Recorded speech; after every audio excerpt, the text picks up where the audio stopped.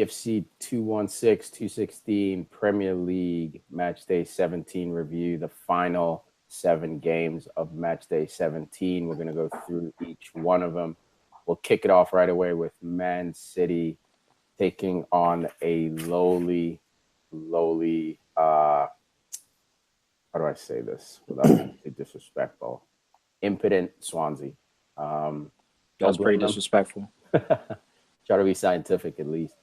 I don't blame him for losing to City, man, but they just capitulated. There was nothing to show. It kind of reminded me of watching Huddersfield versus Chelsea the other day without, as much physical aggression to it. This was just domination, man. Like, I'm tired of seeing this Man City team win. I mean, people are starting to compare them to the Invincibles now of Arsenal. Better. Who went through the entire season undefeated. And Huss says they're better. Right. So, I mean, it's just too much. There's so much attacking prowess in this team. They're also managing, to keep clean sheets along the way. And frankly, man, as long as Silva, Raheem Sterling, and Kevin De Bruyne keep doing what they're doing, I mean, the rest is just sugar lumps on top with Aguero and Gabi Jesus. So this team looks unstoppable, and I don't know, man. This EPL season almost seems as if it's over already. Yeah, man. It's still. I can't even say early, but there's still a lot of time. But based on these performances, I don't see anyone stepping up to take care of Man City. Obviously, I don't think they'll go undefeated the rest of the way, although I think they're the closest team to looking like an undefeated team since the Invincibles. I'm sure United has had, a few teams in between now and then. I'm sure Chelsea had a bit of a shout, but this is different because the footballing domination is just so apparent. Like the passing, it's all simple. That's the thing. Like it's not like, oh, they have a tactic where they just lump it long or lump it to the wingers and they have this guy who's a wizard. Everyone's getting involved, man. Sané was carrying the torch for a while. He seemed to have cooled off. Who picks it up? Sterling. Gabi Jesus was struggling a bit. Who comes in? Aguero. So it's like everywhere you turn, I mean, Silva and De Bruyne can't miss. Everywhere you turn, there's just a guy popping ready to show up. And it's a testament to what Pep has done to these guys. And let's not think that Swansea started off bad, because they even had a chance to go up. Because there was a time, I forget who it was exactly, maybe Ayew, Dyer. They had a shot at the top of the 18. If they just slipped it into Bonnie, he would have been by himself going into goal. But, I mean, when it comes down to it, that's just hindsight right there. When it comes down to it, when you have a shot at the top of the 18, I know why you take it. But at the same time, if you slip it into your teammate, boom, they're gone. They're 1-on-1. And I'm not even saying that he's going to score because Edison has been on top of his game at the moment, but I still like the forward going head-to-head with the goalie. Sorry, boys, my clamp has seemed to betrayed me over here. But yeah, Huss, I agree with you, man. The City team, dude, is so unstoppable right now. Like, they've gone on to a 15th record win to beat Spurs' old record. So, like, it's not even like that Invincible team, a knock on them is that a lot of them were draws, right? They got a lot of ties, a lot of draws. That's what people say. This team just keeps winning. One draw so far this season. So, I mean, that's absolutely incredible what Pep is actually doing. The impact he's having on English football is absolutely amazing. You look at a team like Bayern Munich and Barcelona, and you think naturally, of course, you can dominate with teams like that. But yes, City has a lot of money. What he's done with the City team, though, you see his thoughts on the field. You see the players executing exactly what he wants on the field, and really, it's like a Michelangelo painting. It's art. It's beautiful to watch. Unlike across the river at Manchester United, where they may get results, but it's still not entertaining to watch. So he's managed to capture the entertaining aspect of the football as well as the results. And that's just, it's a beautiful thing. Yeah, it's difficult, man, because he didn't buy any superstars. Obviously, he bought players. Last year he spent, 150 million on fullbacks. So he's not the type, or at least so far, he hasn't been the type to go out and buy just, superstars. As time goes on to defend, whatever they achieve, they'll probably have to dip into the purchasing superstar tactic. But for now, man, got all these guys playing above their level. Last time I saw guys playing this high above their level was during Fergie time, man, when guys like Johnny Evans and Johnny O'Shea and Wes Brown and all those guys look like superstars, playing in Champions League semifinals, finals. So watching Fernandinho, all of a sudden, Casemiro's job on the Brazilian national team is not an automatic lock anymore, the way Fernandinho's playing. Guys like Gabi Jesus, coming through out of nowhere might knock Firmino and Coutinho and those guys out of the Raheem Sterling as well, man. We look at Raheem Sterling and he's always had a lot of pressure on him and a lot to live up to because of the price tag at such a young age.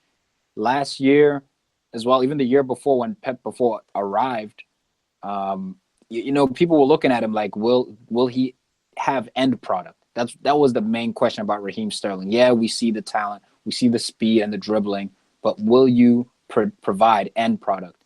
And to this point in the season, he has.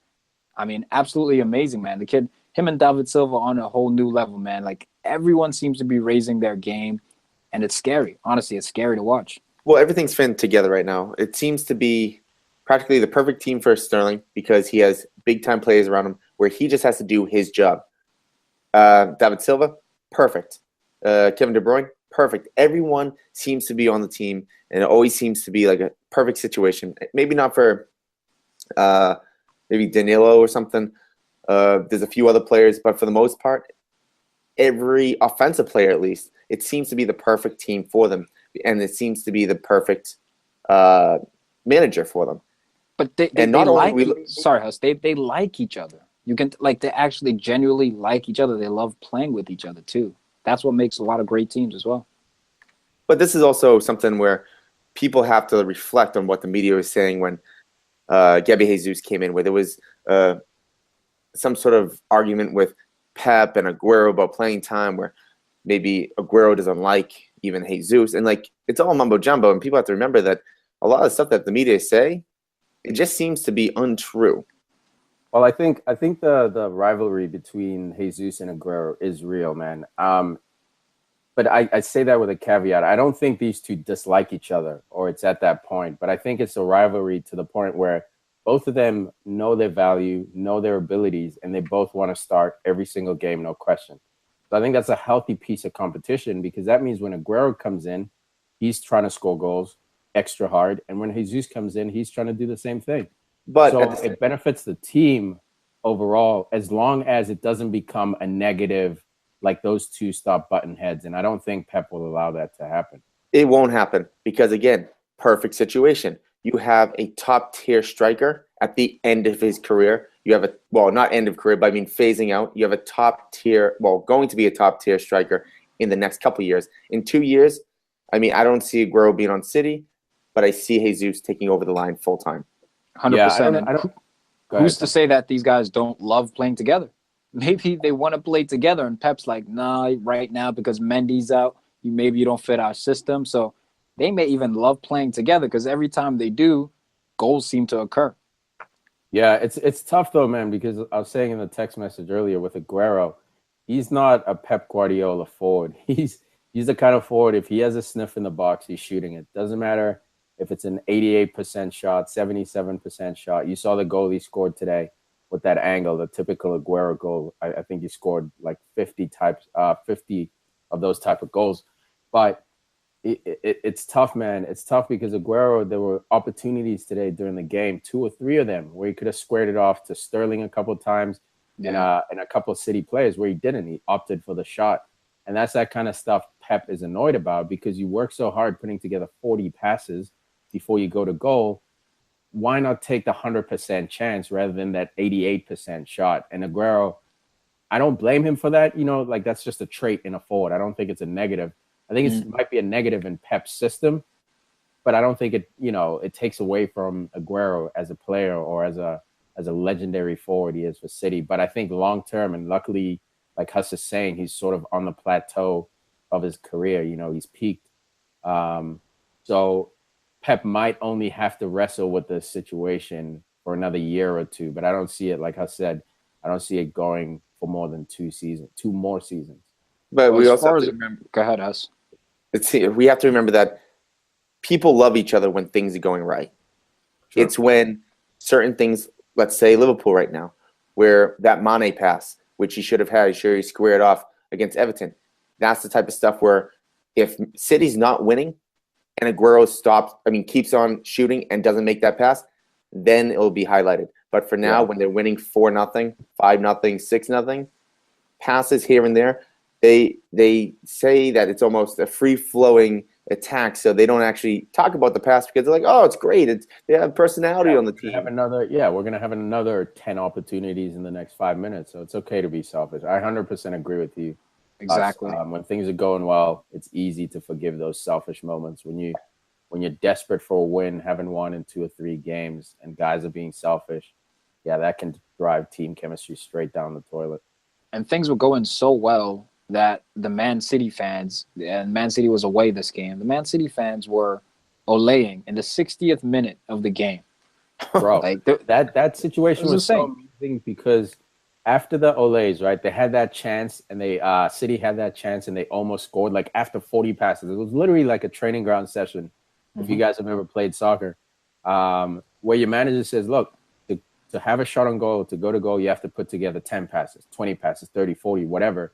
It looks like City, there's a rule after they go up 2 or 3-0, there's a 40 pass rule. Because they, like you're saying, Tom, in the 60th minute, they're olaying away from home. And then after that happens, the Swansea fans, the ball goes out of bounds for a shot, I think a corner or goal kick. The Swansea fans applaud Man City, dude. The closest thing I've seen to that in footy was when Real Madrid fans applauded Ronaldinho.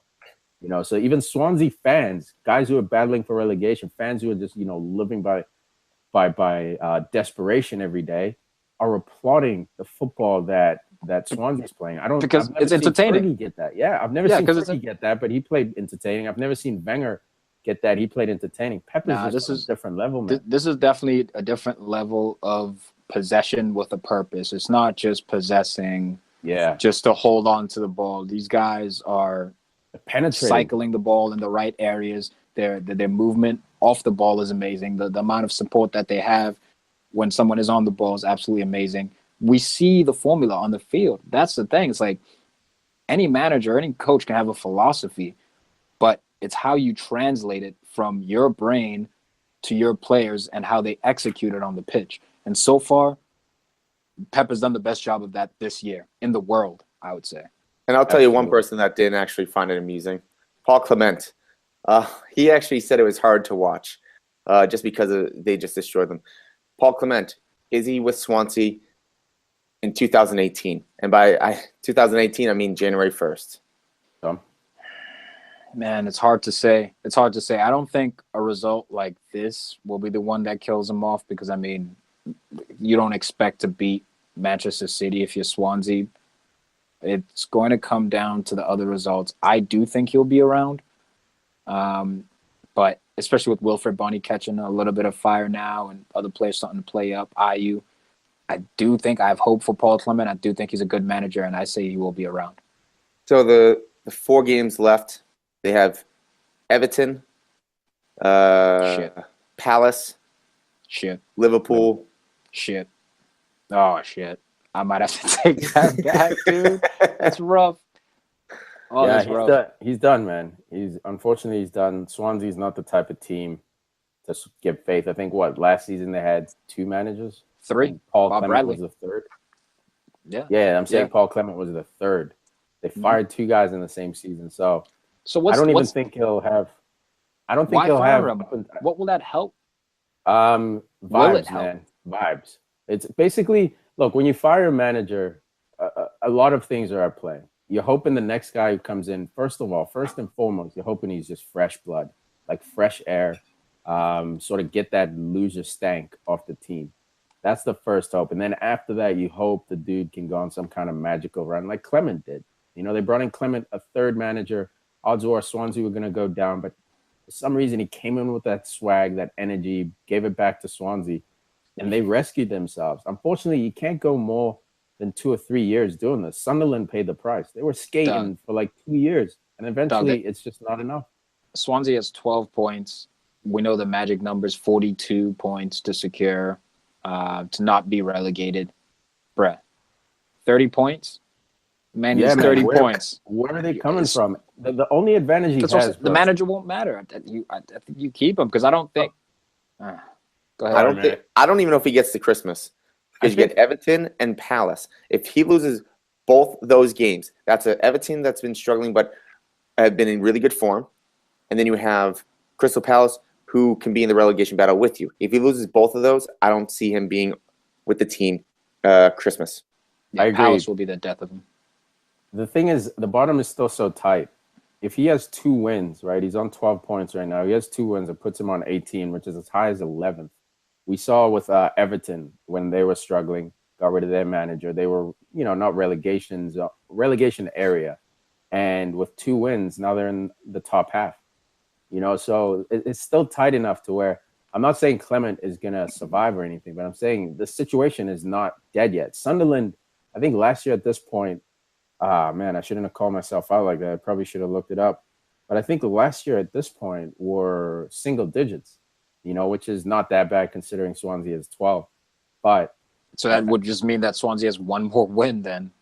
But that's all you need. That's all you need to avoid relegation. 1 more win than the guy below you, 1 more point than the guy below you. So it's tight, man. 1 win and they're out of the relegation battle. So it's ugly at Swansea. I still think they're favored to go down. But I don't think the situation is irreparable at this point. Not yet. And with City, let's not forget, not just the Invincibles, but they have a really good chance of breaking the most wins in the season, which is held by Chelsea of 2016 to 2017 with 30 wins. This very well could be broken. That's ridiculous. Even hearing that, 30 wins out of 38. That's crazy. I mean, that's pretty normal for a winner, but yeah, it's been a while. It's funny though when you look at Swansea and you look at like the clubs who are in the relegation battle. West Brom at 17th have hired a new manager. Crystal Palace hired a new manager. West Ham hired a new manager. It's almost as if it's like Fast and Furious, and these guys have hit the NOS early, and Swansea's just waiting for the right time to hit the NOS and get rid of Paul Clement and boost the team. So we'll see. It looks like Clement will be fired if we go by the competition in and around that area, but I have some hope for him. Cool, man. Anything else before we wrap this one up? Well, you just said Koeman, so you think he could take over? No, bro. I love Koeman, but I think that's a terrible gig for him. It's not really much of an upside for him. If he rescues Swansea, great. We expected that.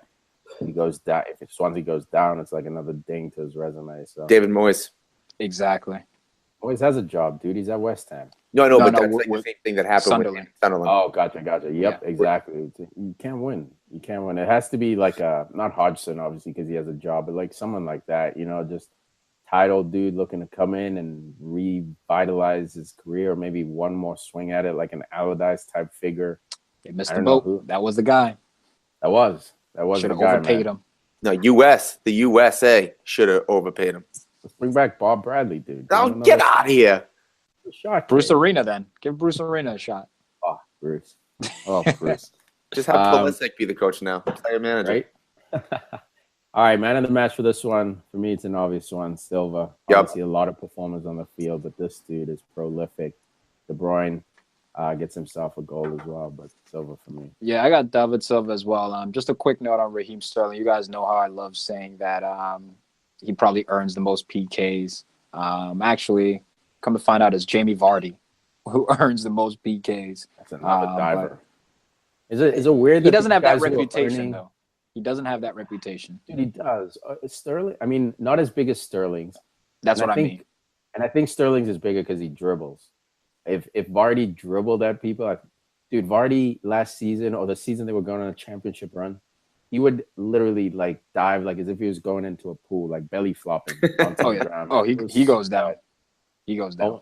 All right, next game. Let's move it along. Other side of Manchester, Man United 1, Bournemouth 0. Out here in the 86th minute, drilling, wasting time in the corner. Booty.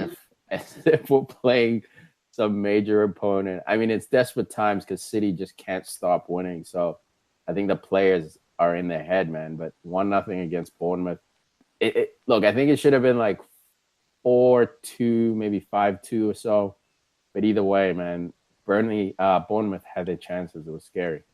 Bro, you got to put it in context, right? So you guys just lost to your rival at home as well. So it's a big loss to suffer. We heard about the post-game locker room shenanigans with Manchester City allegedly celebrating too loud and Mourinho coming into the locker room allegedly. And, there was a little bit of a stir up there. So I think the emotions did carry over and the games were played so closely together, not to mention fatigue as well. I actually think this is a very, very big result for United, man. Like, it was good. It was a good bounce back win for you, even though, like you said, there were more goals in it that were left behind. This was actually like they needed this win just to kind of get over that mental hump. Yeah, that's the glass half full side of this, man. But glass half empty to entertain that side as well. It's the last few games just haven't been flowy for United, and I know Pogba's out, but it makes you wonder how strong United is if one missing piece out of that center midfield can crumble an entire offense, considering you have Rashford, Martial, Lukaku, Ibra, Mata, all these guys, Mkhitaryan, who's not featuring lately, but still an attacking option. It's like, what is going on, man? And it starts to make me wonder, are these guys not motivated because they're obviously giving everything out there, but do these guys believe in themselves when they don't have their superstar guy next to them? And right now, I don't know, man. I don't know. I'm happy they won. Like you're saying, Tom, it's very important to get a victory, especially after a loss to a rival that you're chasing. It's very important to get those 3 points and live to fight another day, and I'm very happy they did. But it's scary, man. It's scary the way they're playing. It's not very pretty. It's not convincing.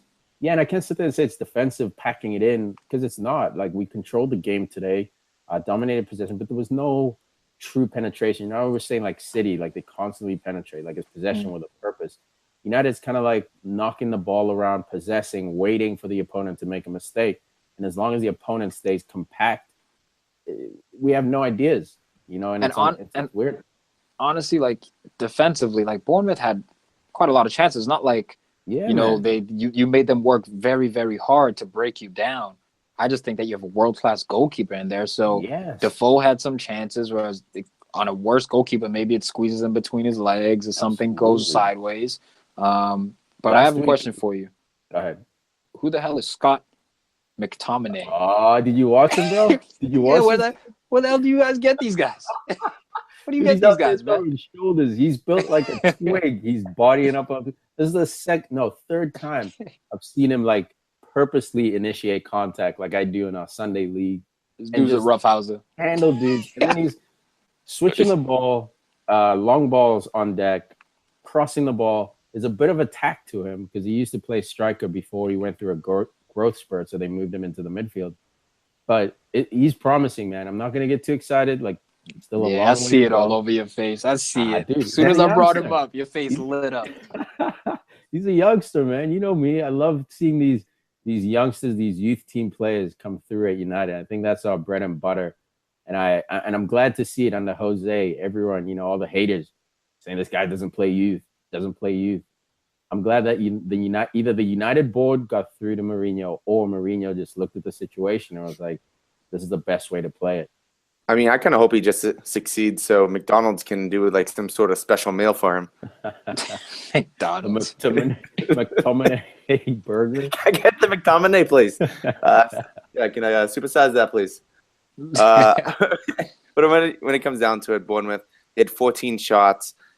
They had 7 on target, actually, and United only had 2. Yeah, dude. So just by the stats, forget about the score, stats, Bournemouth pretty much won the offensive game.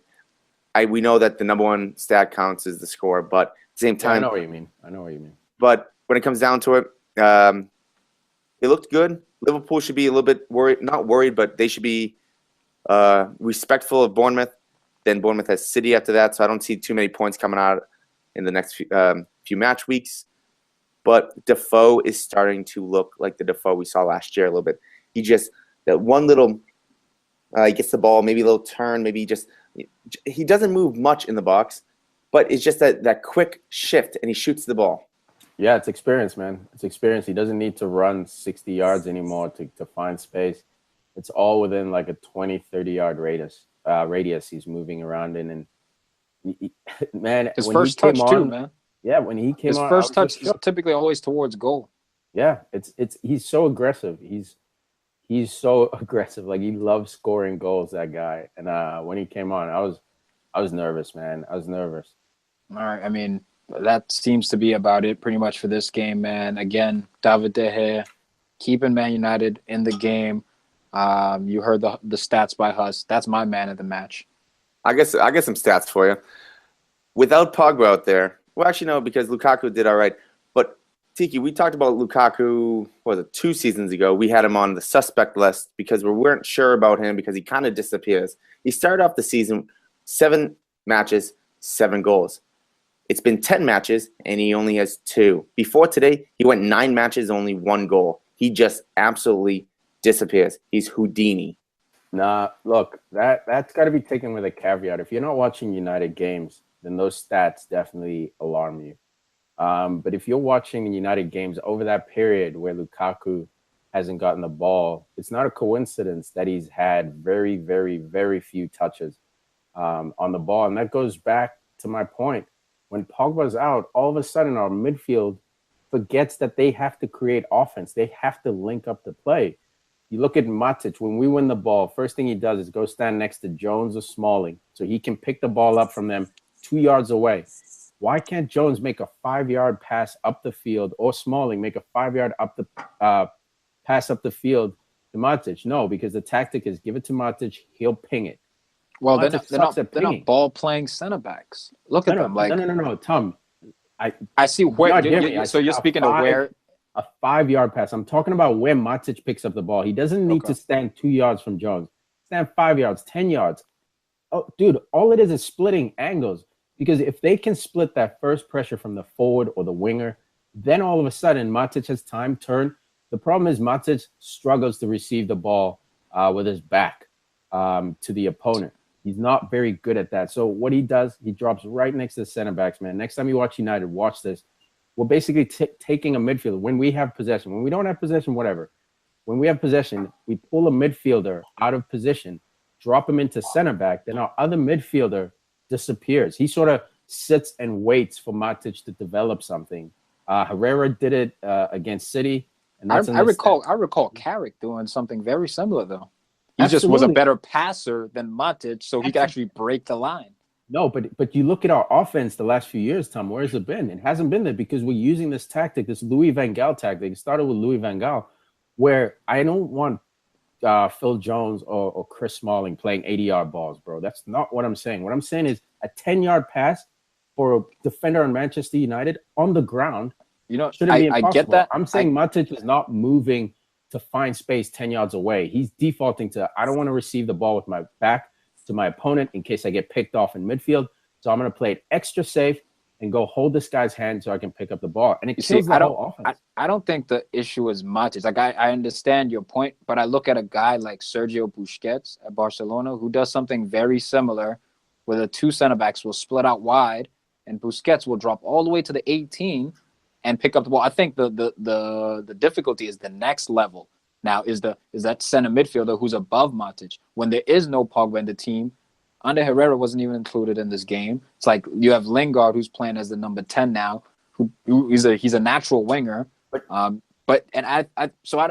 see what you're saying, but I think it's a bit of both. I don't think that's the primary thing. I think it's actually getting the ball a little bit higher up there. It's both, but I say primary with Matic. You know why? Because Matic is no ball-playing CDM, dude. He's no ball-playing central defensive midfielder. He's a tackler. Yeah. He's a tackler. So it's like giving Conte the ball to start your offense. The decisions aren't going to be great. If Matic had a ping on him, I would understand. If Pogba was doing that, I wouldn't 100% agree with it, but at least I'd see, Pogba has an 80-yard ping on his foot. I can see why he's going all the way to Jones to hold his. What do you want Jose to do? Because he's trying to trust Ander Herrera to do it. He's not doing it. No, I want. You got to play Jose McTominay now. No, that was more rest, but I understand what you're saying. I want Matic to pick up the ball 10 yards in front of the center backs. I'm not saying Matic shouldn't have the ball. What I'm saying is the positioning allows the other team to basically not pack it in, but get everyone behind the ball. Why? Yeah. Because now we knock out So usually our wingers will bomb on. So we knock out 4 players because our other midfielder, like you're saying, also doesn't level up. He stays flat.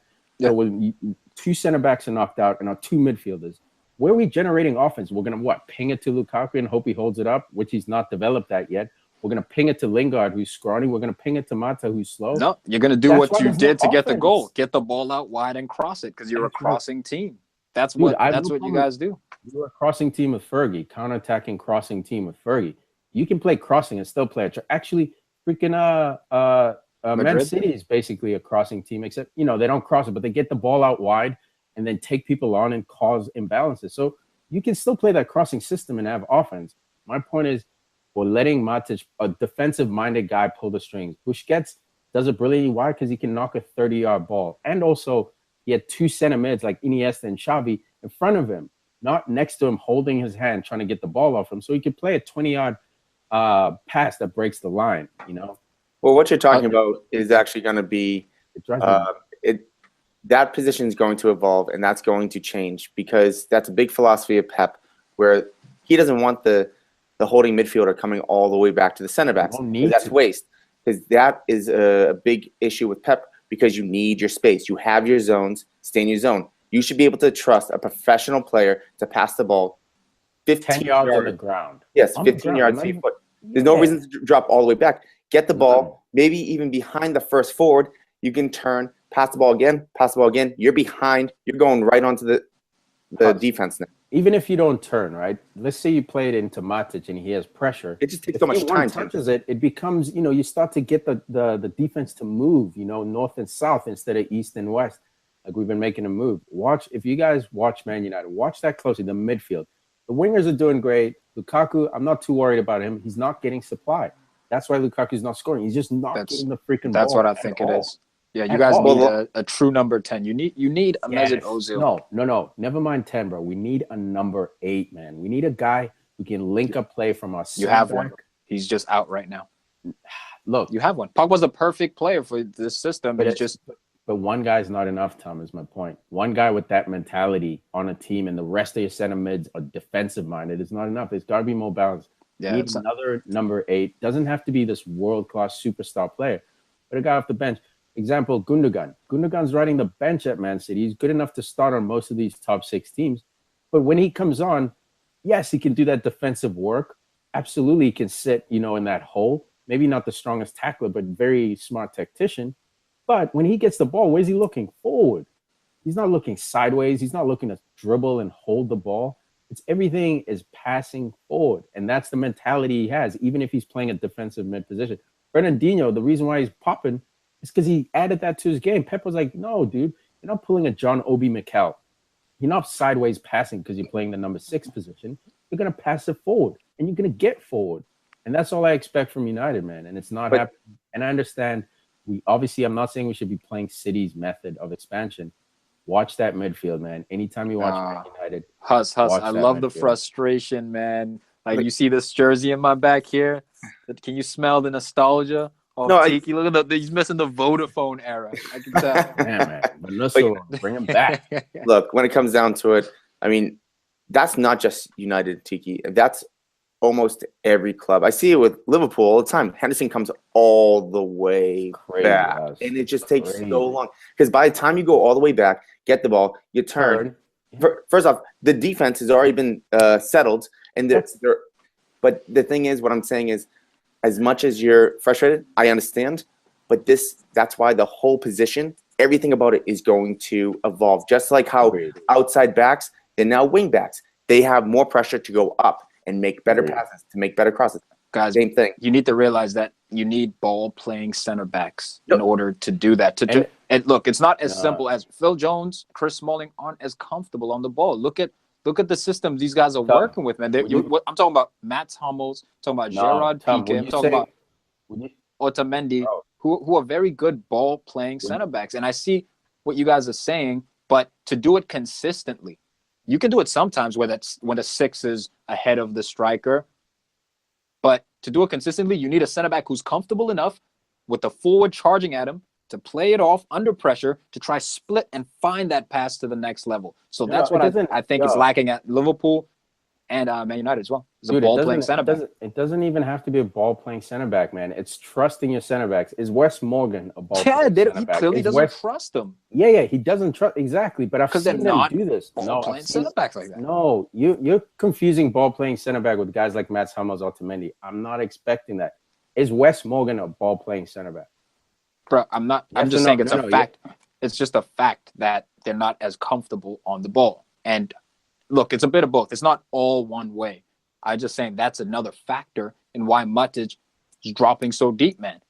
Like these guys just aren't as comfortable. When Matic drops deep, usually the center backs don't have pressure, or else Matic would be bringing pressure onto them. That's my point, bro. Like it's not like these guys are under pressure getting charged down. It's ridiculous. I'm gonna have to watch the Man United game with you. No, what would have to occur is that Matic has to stay behind that striker, and the center back has to bring the ball up, right? So the center back has to.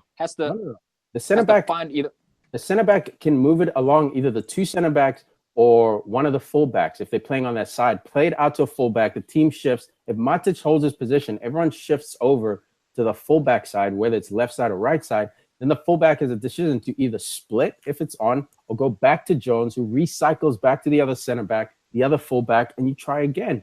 That's simply what That's simply what freaking Bournemouth does that, bro. You can't tell me these guys are ball playing center backs back there. You better jump in Jose's DMs then. Jump in Jose's DMs and let him know, coach. It drives me nuts, dude. It's such a basic thing. You start with the ball either on your own 20 or your own 40. It's a massive difference, bro. That style will become extinct because, it's too slow.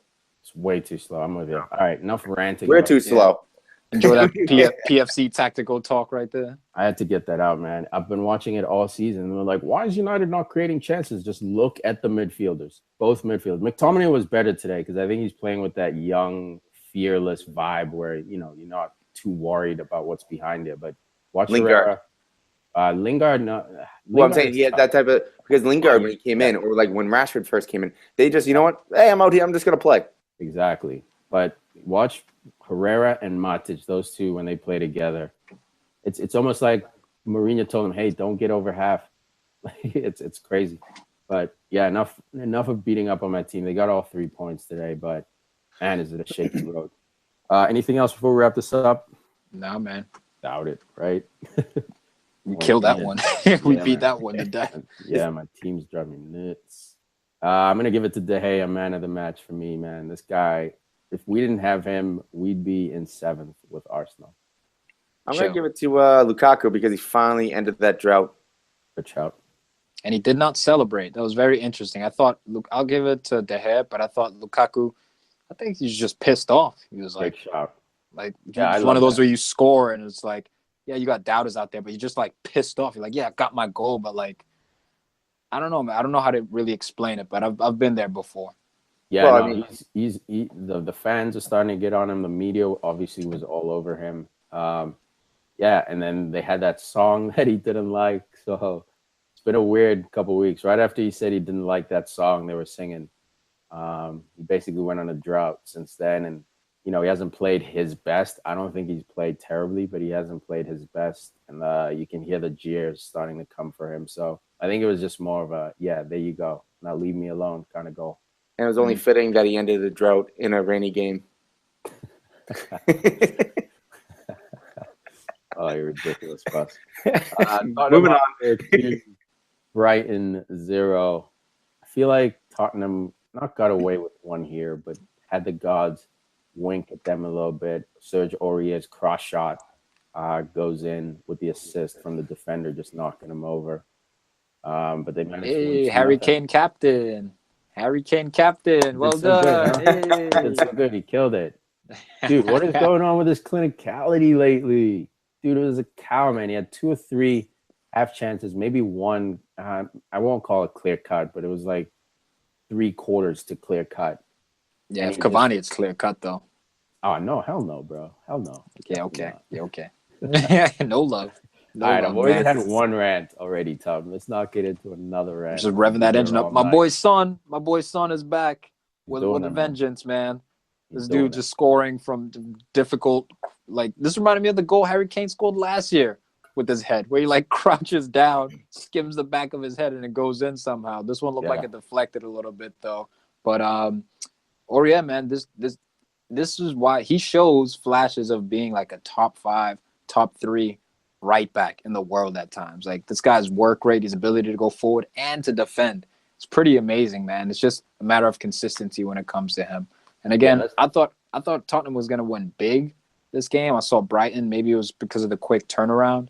But I mean, it was the unusual suspects who made a difference this game. Yeah, man. Unfortunately, these short turnarounds often hurt the bigger teams. One, because they have just more games in their legs with Champions League or Europa, and two, the game is usually on the bigger team to sort of attack and control. And that takes energy. Obviously, it takes more energy to defend and run around and chase the ball, but to be open for your teammates, and 90% of the time not get the ball because there are 2 or 3 options, that takes its toll as well. David Silva was saying, not to bring it back to City, but David Silva was saying, like, to play the way we play with possession and purpose is very difficult with a short turnaround. Tottenham plays a very similar system, not as pretty as Man City, but they also are high press, possession, pinging the ball around and going for goal, 100 miles an hour. So they showed those signs of a bit of fatigue. But like you're saying, Tom, before the game, I thought this was going to be 4-5-0. Watching the game, it should have been 4-5-0. But again, those tied legs, that extra sprint that Kane made against Real Madrid sort of took that inch away from him, or that concentration away from him. So, and your boy Lamella, starting this game. It was interesting to see Spurs have changed their shape since Olivalde has been out and since Davison Sanchez has received the red card, sliding into a back 4 instead of the back 3 that we're playing with. But just wanted to get your thoughts on Lamella a little bit. I love it, man. I love this dude. Don't know why, really. Because of that Rabona lefty outside the box? Yeah, that's dirty, man. That's dirty. It was absolutely filthy, but that wasn't it. I don't know what it was, man. Maybe it's just his industry. When Spurs used to be a very wide team, he would always be doing work, down the wings. So no, I'm very happy to see this guy back. I think he was out like 18 months or something with a major hip injury. So to see him running around, can't wait to see him get his goal and sort of, fully get back into the swing of things, because he was that Son type. Him and Son sort of came in almost together, I think, if I'm not mistaken, very close to each other as far as Lamella before. Windows. Yeah, Lamella came in before. And they have a very, not similar style, but they have a similar influence on games. There were games where Lamella would be the one getting that goal. Now, lately, Son's the one getting that goal. So it's good to see that at least they have another weapon. It doesn't all have to fall on Harry Kane or Eriksen or Ali. Where is Ali, by the way? He was on the bench. He got benched. He came on for Lamella, actually. I meant physically. Like, where is this? Like, what is he up to, dude? Like, what's going on with Ali this year? Is he creeping towards suspect for you guys, or is he bought himself enough kashish to stay away from that? I don't think he's suspect. No, he's not suspect. He's just he's in a really rough patch right now. Yeah, creeping towards it enough. He's not there. Definitely not. But is he creeping towards? If this goes on all season, let's say he finishes up with 5 goals, 5 assists. No, how do you rate his season? I mean, I'd rate it as a poor season, but then I'd have to wait until next year. Now, if next year he's still at this form, then I'm going to have to say suspect. Cool. Yeah, that's fair. I think he's bought himself 2 seasons, especially because he's young as well. And just so you know that Son came in, 2015, 2016, and Lamella came in 2013, 2014. So 2 years apart. But I'm thinking that you like Lamella for the fact that he showed a lot of potential. He was at a young age, so you were probably hoping that United was going to take a sniff at him. No, man, it's very rare I want players from Tottenham. We've taken them over the years. I'll take defenders from Tottenham. I'll tell you that much. Yeah, give me Sol Campbell all day. So I want put this Danny way, Rose right now. Does Tottenham have? What's the chances that they have this Saturday against City this weekend? I think it's Saturday. Dude, if anyone can stop City with a 1 day like showing up for one day. It's Tottenham, man. After what they did to Real Madrid, 2 legs. If it was 1 leg, I'd be like, okay, they were just amped. They did it over 2 legs, guys. Undefeated against Real Madrid, a strong Real Madrid, a healthy, well, semi-healthy Real Madrid over 2 legs. If anyone can stop City, and they play a similar style, similar press, similar counter, they like possession as well. I think City will win because City is just infected with victory. But if anyone can do it, man, it's Tottenham. I might even sniff out a draw by Friday. Let's see the news reports. Slow your roll, bro. You got to slow your roll, man. Have to recognize that Toby Alderweireld is one of the best defenders in the world. And without him, against one of the best attacks in the world, I think Spurs stand no chance. This is not Spurs hate. I just think that he's the X factor in organization back there. And the stats prove it. When he's in the team, they win more. So look, I hear you on that, man. That's the main reason. I think there's a little hate there. For me, yes. I mean, there's always a little bit. For me, man, the reason why I think you're a bit overestimating City, they went 2-1 against Newcastle. They went 2-1 against West Ham. 2 teams they should have TCB'd. And yeah, you can make the argument, obviously they're not going to win every game 4-0.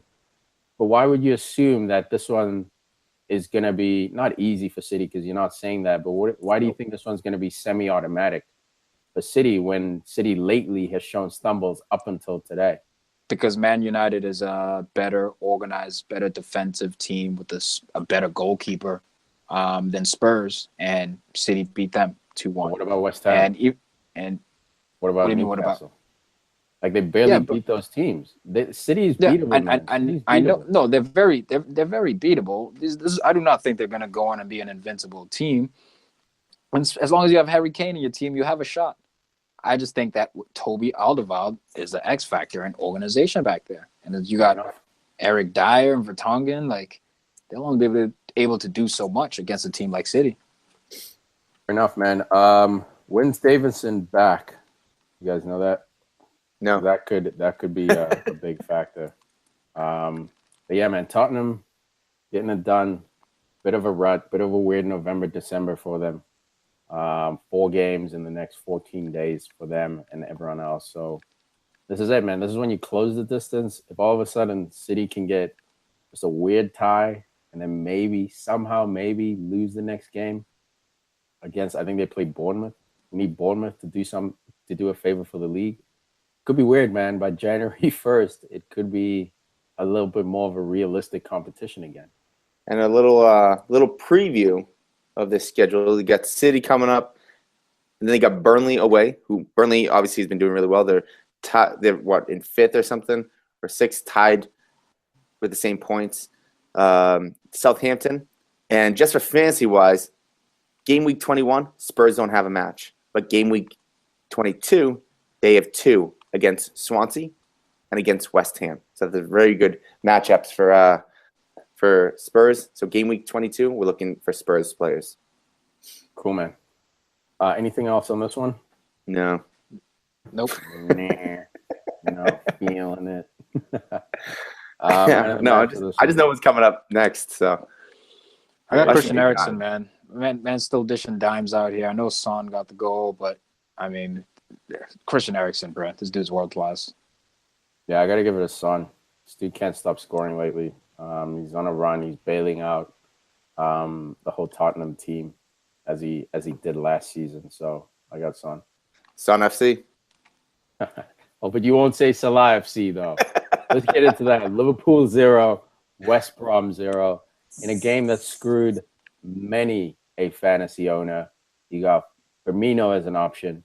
You got Mane as an option. Salah and Coutinho. And what do they do, dude?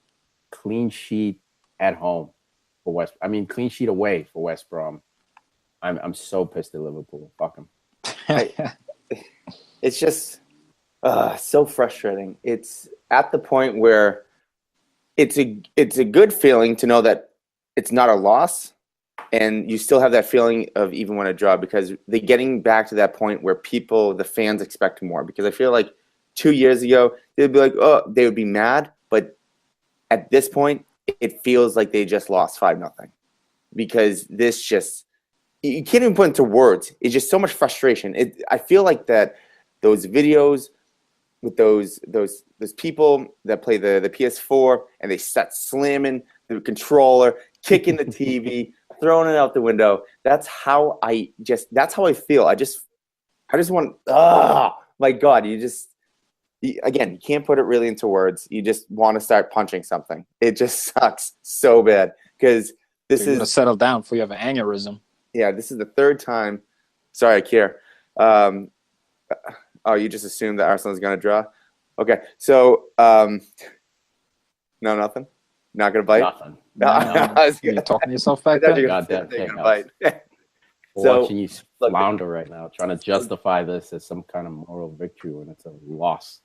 So Firmino, I mean, he kind of pulled a Mane. He at the beginning of the game, he could have squared it to Coutinho in the middle of the box, and that would have been such a goal. That would have been perfect. This would have been classic Liverpool. It would have been Mane bringing the ball down, doing a fancy flick to Salah. Salah perfectly crossing it over to Firmino. If Firmino squared that ball up, it'd be a tap-in for Coutinho. The four best players on Liverpool get their foot on the ball. It would have been perfect. But no, Firmino goes for the goal rather than squaring it. And that's kind of like what we're talking about with Aguero, where they didn't get that extra goal, so we're talking about it. But if Liverpool gets 5 more goals, we don't even mention this. Yeah, it's tough. It's tough because over the weekend, obviously, there was drama with him resting 2 of his players, and I'm sure he was looking to this fixture. But now you put yourself in a tricky position, man, having not played, I think, who was it? Coutinho and Firmino against Everton in the Merseyside derby. Then you bring him into this game on a cold, rainy Tuesday night. They're not in rhythm, and they just weren't. Liverpool played well. I can't sit here and say they didn't deserve the victory. They did. But again, man, I think if they were in rhythm, some way, somehow, they would have found a way to score. And unfortunately, I don't think they were. Well, there was multiple... Hegazi and Johnny Evans had 2 clearances off the line. Robson Canu hit the post, but it's not as if Liverpool weren't creating their chances. It's just they couldn't finish them this game. And Salah had some good chances. I think Ox had a good chance. They took the goal away from Solanke. That was legit. That yes and no, true. See, that's didn't do anything. Look, if it doesn't go in the net, that's a 50-50 type, because by the book, if your arm is in an unnatural position, which it was, but it also deflected once, maybe twice. But the problem is it went into the net. If that happens at midfield, and the ball, goes to a Liverpool player who's not, breaking in on a through ball, handball type situation, I think the ref might let it go. But the problem is it went into the back of the net. You can't score Fugazi goals like that. The ref had no choice but to call that back, man. You can't, deflection or not. That one was, his hand was way above in the air, So I think that was legit. It was unfortunate for him and unfortunate for Liverpool, but I think it was the right call. I mean, that's basically what you're saying right now. Last 2 weeks have just been straight up unfortunate. Yep. Not just because of the referees, but because of team play. I mean, you're not finishing. Yeah. And this, you know what? This is the game that you look at. When Salah's not on fire, this is what happens. Because everyone has been pretty much mediocre for what their reputation is. The defense has been Mignolet, well, he's kind of just been doing his thing. Center backs, Lovren has been a little bit worse because he made those plays. But offensively, Mane's not the same guy. Firmino is not the same guy. He's kind of doing his thing, but he's been disappearing at times. Coutinho, we're talking about Liverpool asking for 150 million euros for this player. This is the type of player that should be scoring nonstop almost. That's why I've been saying Salah FC, bro. It's not to disrespect the other players, but he's the only one, like you're saying, all season who's been amped to start. I think the Coutinho saga really set shockwaves to Mane and Firmino and maybe the Liverpool offense. I still think Liverpool, when they're playing tails up, they're the second best attack in the league behind Man City. But if Salah doesn't score, dude, it looks like, Liverpool just can't show up. No, what happened to the Fab Four? Yeah, Fab Four: Coutinho, Firmino, Salah, Mane. Nothing, dude. Nothing. This Liverpool team's inconsistent, man, and it's odd because typically you expect the defense to be inconsistent. In this case, their attack was. And, we know West Brom is under new management in Alan Pardew. So that might be a factor as well, man. Maybe West Brom just played a little bit with more intensity under a new manager. We know it's always a little bit more difficult. The team's amped up. There's a new sort of juice, a new belief within the team. So that's part of it all. But when it's all said and done, Liverpool's inconsistent. And I'm not just shitting on you just because you're Liverpool. Arsenal's inconsistent. Man United, inconsistent. You know what I mean? Like Chelsea, inconsistent. There's only really been one consistent team. Yeah, no, I understand that. And I don't know if the Coutinho thing really has worked itself to other players. Firmino, he's been doing this. I mean, that's basically his Liverpool career, I guess. So I guess I can take back what I said about him because he does go in and out. Mane, I think it's more or less for the fact that he consistently has not been on the field just because of injuries, because he's been hurt, I think, twice already this year. Coutinho, look, he was playing decent. He just didn't get that finish. Look, you can tell that he cares, obviously. Look how he went after, who was it, Jakob.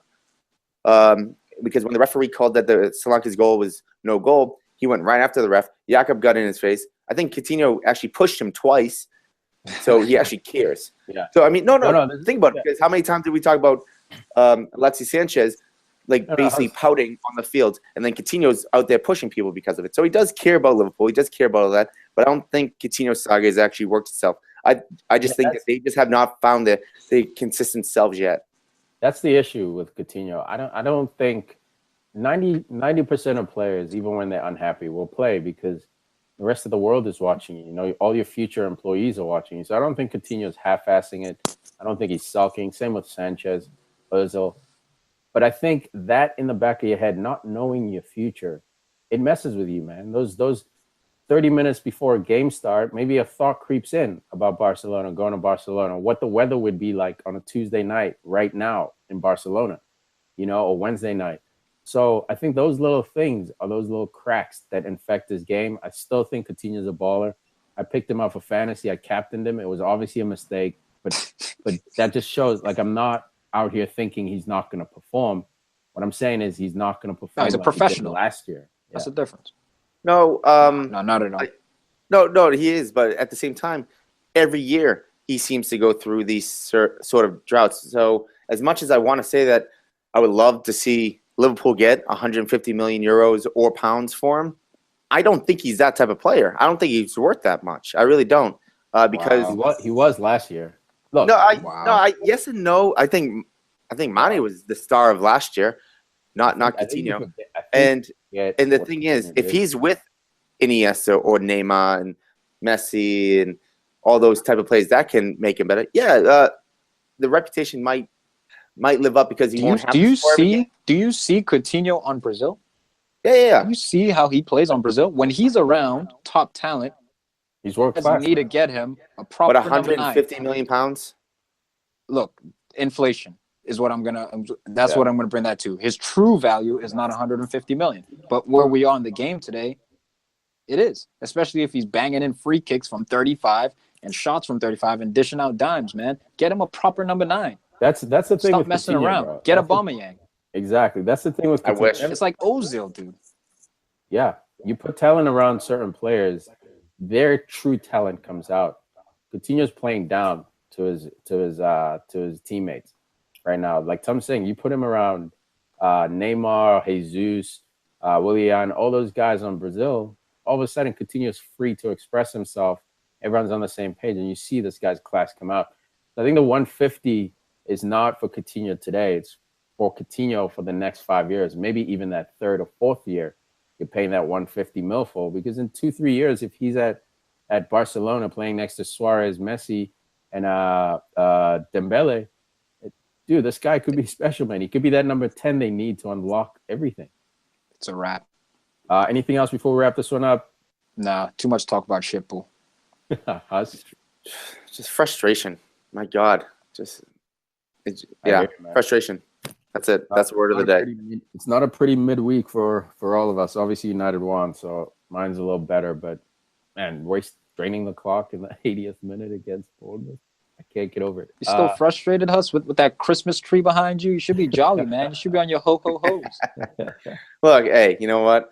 The Christmas tree does look amazing. So we're Liverpool red back there. Might as well be. It's an Arsenal red. Man of the match. I'm going to give it to Johnny Evans, my boy. Out there clean sheeting at Anfield like a true devil would. I'm going to have to give it to Higazi. Shout out. Guy's a problem. Nobody, I don't care. Okay, yeah. Sounds like you need a drink, dude. I've actually get one from behind you. Yeah, I know. I was thinking about it. I'll go with Johnny Evans too. And you know what? Midweek, Pardew was actually talking about how he's worried about losing. And you can see why. Dude, when Pep came out and was like, yo, Johnny Evans, though, the whole world was like, huh? What? Tom was like, huh? Dude, if Pep is tapping him, Tom, there's something there, bro. Something not there. True.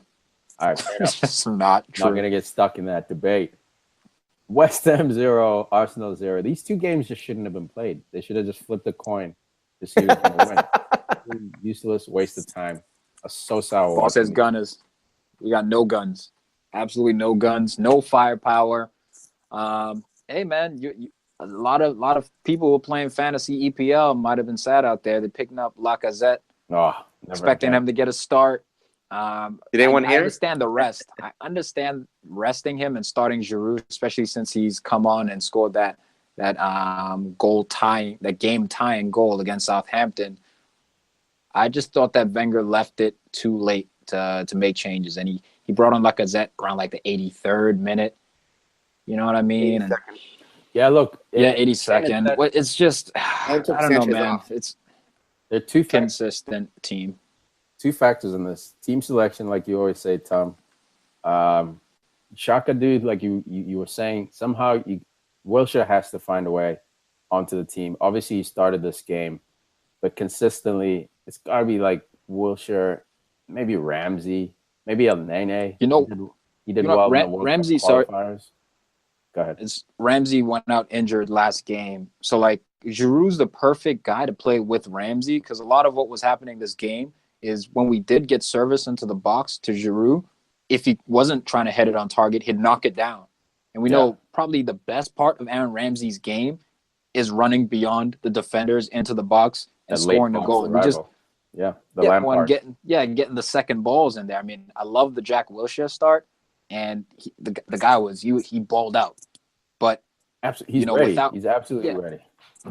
Without that guy to get the second balls into Giroud, and Giroud was frustrated. He'd knock it back. You could tell. He was like, guys, I'm flicking it on. Who's running in? Yeah, that's the other hard thing, man. If Iwobi and Sanchez don't feel like running in beyond, then Giroud starts to look like an idiot or an amateur out there, and that's what happened to him today. I don't know what it was. Sanchez wasn't getting behind the line as often as he does. And Iwobi, I don't think he's that type of player. I think Iwobi's a central player that you're forced to play him out wide because there's no room for him in the middle. But that dude should be string pulling in the middle. Unfortunately, there's no room. I mean, David Moyes was like, "We're playing 5 back here. Try beat us. Try break us down." Typical David Moyes, man. Organized performance. We saw it last game. West Ham almost got away with one. In this game as well, man, they were hitting posts. Masuaku making noise. Dude, Arnautovic, although he didn't have the best game, was hungry this game, and it was hungry, bro. I thought he scored, man. It was so got called offside, right? But geez, bro, like you can see the belief. It's reminiscent of what's happening with Wayne Rooney at Everton. Great shout. There's not playing him, doesn't believe in him, and then all of a sudden a new manager comes in. He's like, "No, you're the guy. We're starting you." And we need. All of a sudden, the confidence is back. Yeah, man, he's looking good. He might be a quiet fantasy pickup if he can get his stuff together. But West Ham, looks like all that relegation talk needs to be silenced, at least for now. Well, to a point, but I don't fully agree with the substitutions with Arsenal. A couple of reasons. Why? Because they only use 2 of them. They have 3 subs. Arsene pulled a Klopp. I have an extra one. No, I'm not going to use it. I think Kolasinac should have entered this game. He's been absolutely outstanding. He might be the best defender on Arsenal this year. The way he can go up the field, the way he crosses the ball, he can hold the ball, he can defend well. He should have came in. I understand that he needs rest, but he can still play 15. You can still play 15, 20 minutes while resting. It's not just rest. He's also been fighting like a quad injury and a couple of nicks here and there. And I thought Maitland-Niles, I thought he played pretty well, man. He was getting up there on the left side. Well, I agree with you. I would have loved like, to see him in this game, but I think it was more so because of rest. And look at the bench. Ospina is basically defenders on the bench. I'll just keep it at that. There was no other than Welbeck and Lacazette.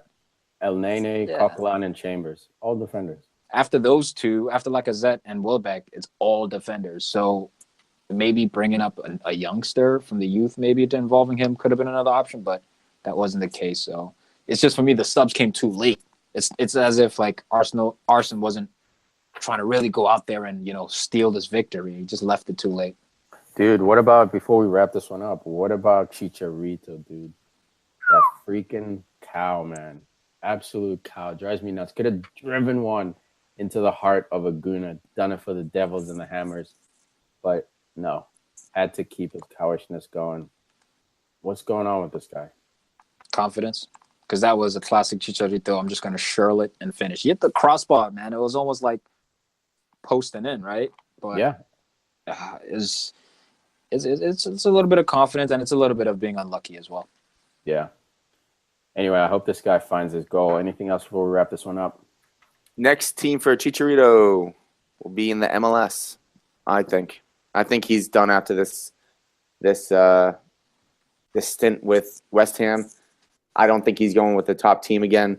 I think he's going to try to make some money in the MLS and maybe even, let's say, Miami with Beckham with that expansion team.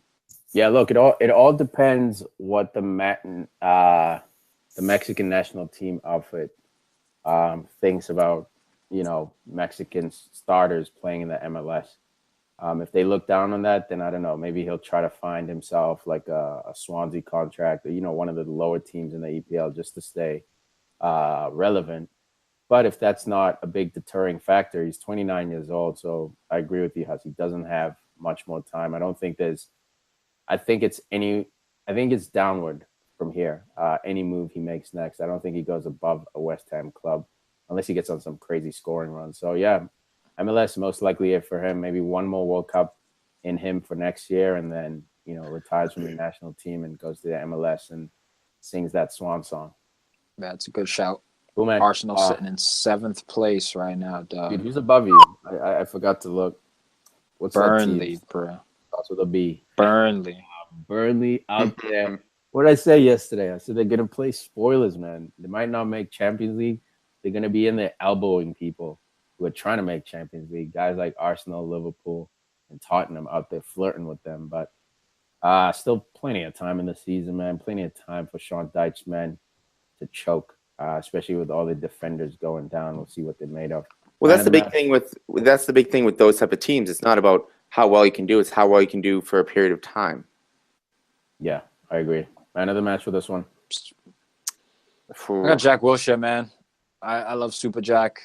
He really is one of our own. I'd like to see more guys like Alex Iwobi, like Jack Wilshere, who came through the youth ranks, playing for Arsenal. Maitland-Niles as well. Good to see him in there. But it's got to be Super Jack.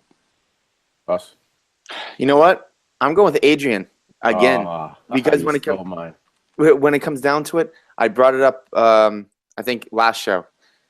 Since he's come in, true, David Moyes has had more time with team, but since he's come in, they've done really well. They played well against City, and now they've got two draws in a row. Yeah, they get the win against Chelsea, and then they get the draw against Arsenal. I mean, and all those happen with Joey Hart on the bench. Yeah, they lost by a buzzer beater at Man City, and then they beat Chelsea, and then they beat Arsenal. They tie Arsenal. 1 goal given up in the last 3.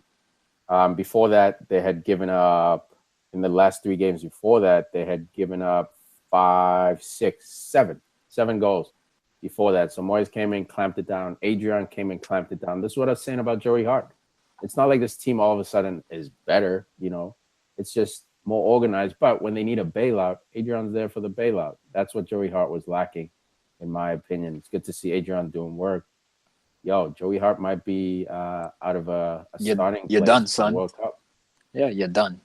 Man, Pep just destroy that guy's career. We talk about Jose coming in and isolating players and victimizing people. Pep came in, didn't even give this guy a preseason. Was like, nah, bro, I've seen the tape. Get out.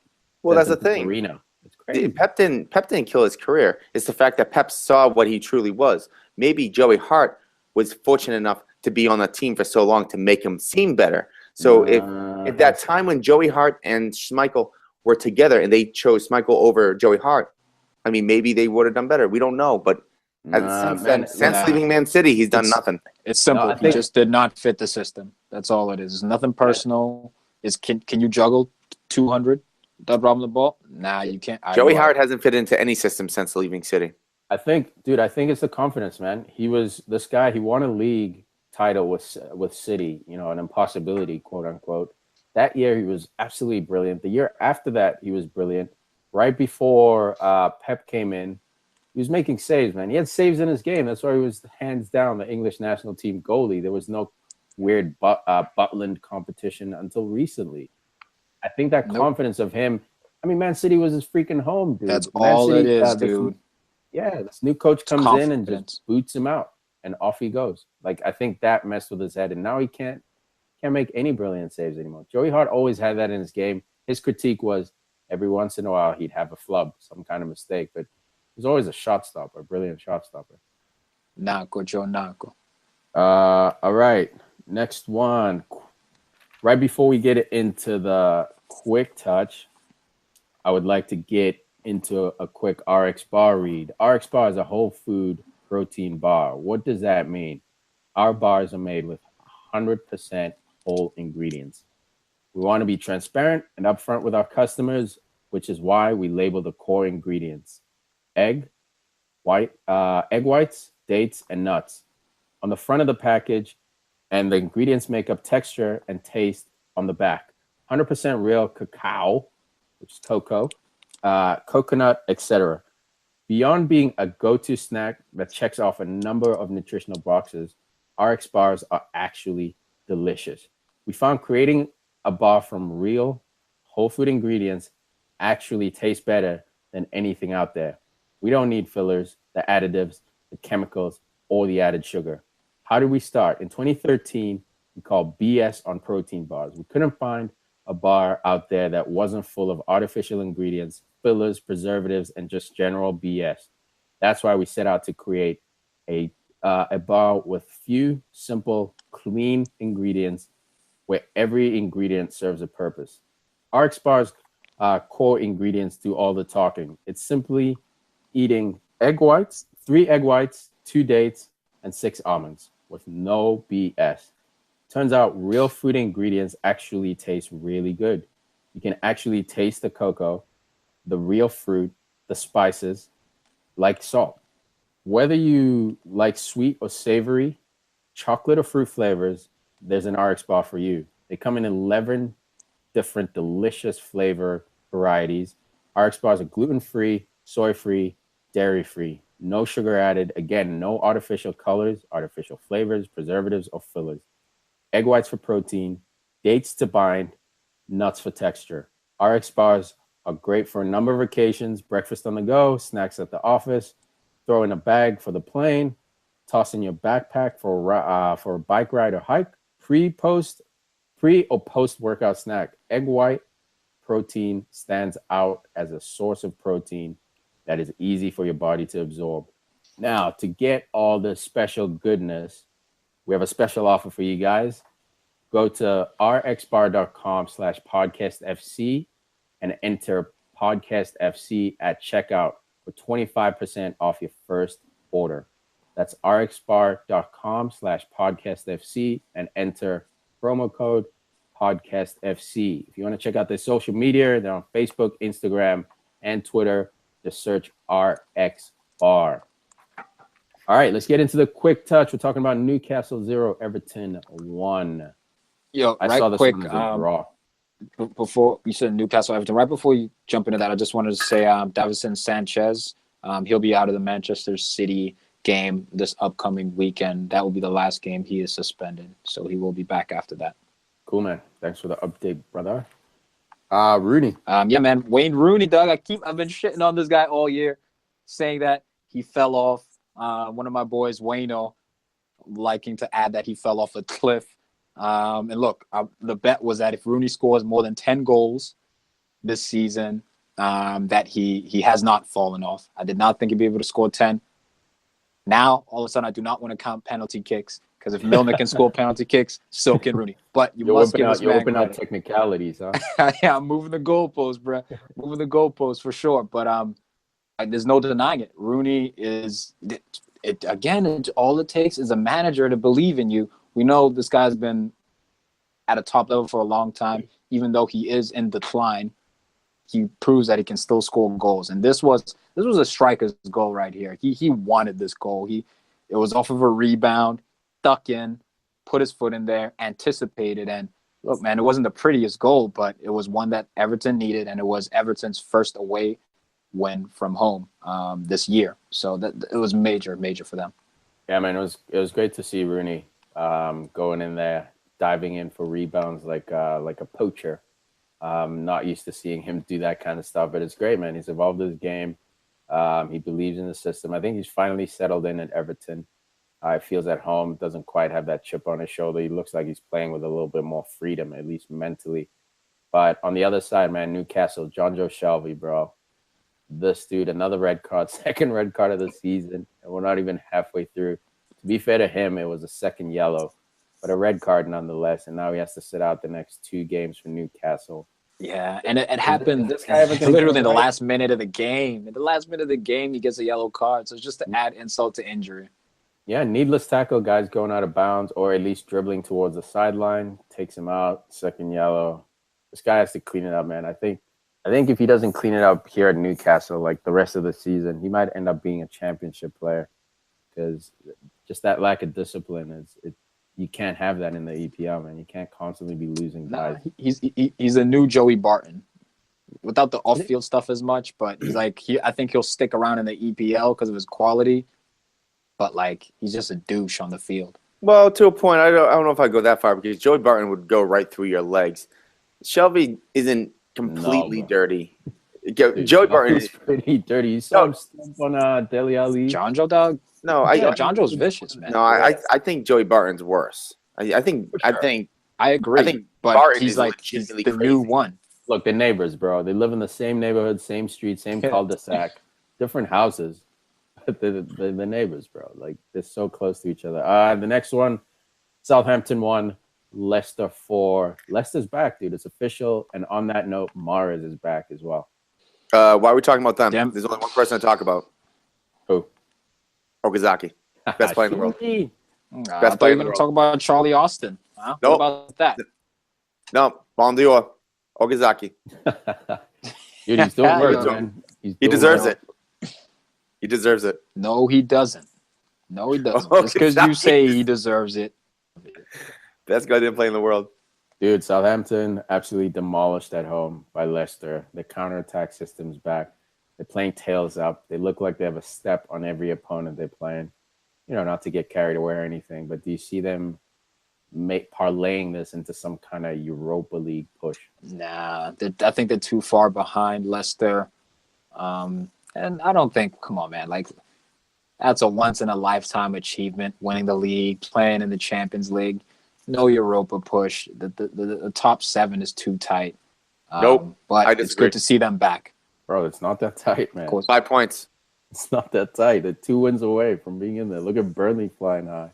4 points going over Arsenal. Look at the top 6. It's too tight for them. Well, Arsenal's on top 6. Yeah. Okay. Top 7. Top 7. Yeah. Thank you, Brett. They're 8 Oh, look at top 7. But we know Burnley's going to fall off. You can ride it. Ride it all you want. We know Burnley's going to fall off. They're not producing enough goals. Before, if they were scoring goals left and right, then I might sit back. Like Leicester was scoring goals left and right with their title run. You had to respect that and keeping clean sheets. It's not enough just to keep clean sheets. You have to score goals as well. Burnley, I hear you. Burnley doesn't do scoring goals, man. 27 goals this year so far. Arsenal has 30. Liverpool has 34. Tottenham has 30. Chelsea has 31. So they're not that far, man. They're not that far, but yeah, I just wanted to get your thoughts on this. So you're saying Leicester, hell no for Europa push. It'll be cool to watch that race, man. Anything else before we wrap up, guys? That was the last of the review for the Premier League. Okazaki probably had the easiest assist of his career right there. He gives the ball over to Mahrez. Mahrez starts dribbling, slips on the pitch, slides around a little bit, gets up, starts dribbling towards the box, goes all the way across the box, hits the ball in for net. Okazaki gave the ball to him near half. It was like a mess. It was like a assist to Messi. Yeah, I know, man. Just very minimal effort to do. Let me make this 5-yard pass and watch the show. Absolutely great. But guys, thanks for listening. iTunes reviews help us very much. Christmas season, do something nice for your favorite soccer podcast. Throw us an iTunes review. They make it much, much easier. Now, if you have the podcast app, it's literally like right there. If you click the back button, you'll see the stars come up. Give us a little 5-star for Christmas. We appreciate you guys listening. Anything else, fellas? Don't forget to buy some gifts.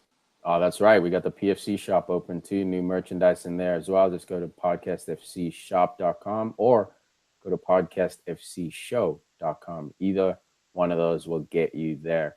Thanks for listening, guys. We will talk to you soon. Peace. Love you all, still.